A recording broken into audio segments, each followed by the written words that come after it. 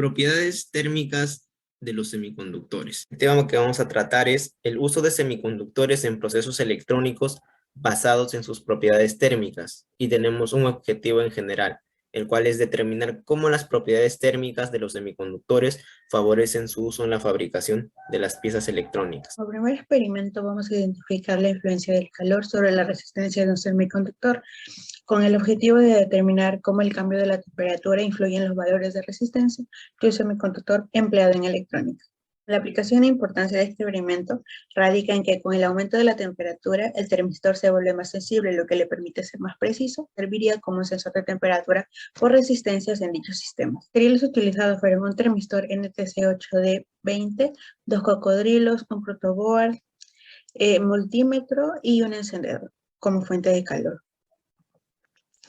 Aquí se muestra el valor de la resistencia del termistor antes de agregarle el calor. Para el experimento, expusimos por 9 segundos el termistor a calor directo, el cual fue emitido por un encendedor. Y luego medimos en cada extremo del termistor, con ayuda del multímetro, cómo fue la variación de la resistencia según la temperatura interna del termistor. Con los datos obtenidos, realizamos la siguiente gráfica, las cuales relacionan resistencia en ohmios y tiempo en segundos, en donde se evidencia una relación exponencial decreciente a razón del cambio de la temperatura interna que alteró el termistor mientras fue expuesta al calor. Un experimento, el objetivo es corroborar el comportamiento logarítmico entre la relación del cambio de temperatura y el flujo de corriente eléctrica de los semiconductores. La aplicación es que el termistor cumple la función del limitador, o sea, si le damos un voltaje bajo, este va a permitir solo un bajo flujo de corriente, ya que su temperatura no va a cambiar y va a tener una resistencia alta. Pero si le damos un voltaje alto, este va a tener la misma acción del anterior, pero su temperatura va a estar cambiando gradualmente, aumentando y permitiendo un mayor flujo de corriente, y también permitiendo el buen funcionamiento del circuito. Materiales y herramientas que vamos a usar, que es un termistor NTC8D20, un LED rojo, protoboard, Arduino, cables para conectar el circuito, multímetro para medir la corriente, sensor de temperatura, tabla de calor, cargador de audífonos que va a ser nuestra fuente de energía, y también guantes, ya que vamos a utilizar calor. Y pues el procedimiento es sencillo. En el protoboard vamos a armar nuestro circuito con el LED y el termistor. Estos van a estar conectados en serie. Y en el medio de estos va a estar conectado el multímetro.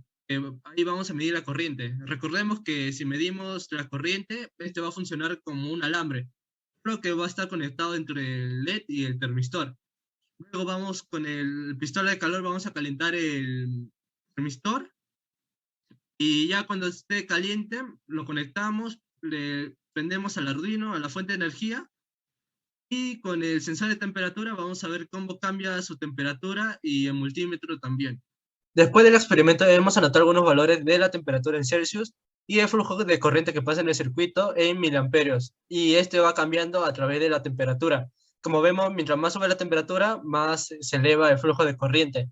Y en la gráfica vemos que está formando una función logarítmica. Conclusiones. Determinamos que los semiconductores son capaces de actuar como conductores o aislantes, dependiendo de las condiciones físicas en las que se encuentren, en este caso la temperatura. Y esta característica hace posible que se use en la fabricación de piezas electrónicas, como transistores, circuitos integrados, sensores ópticos.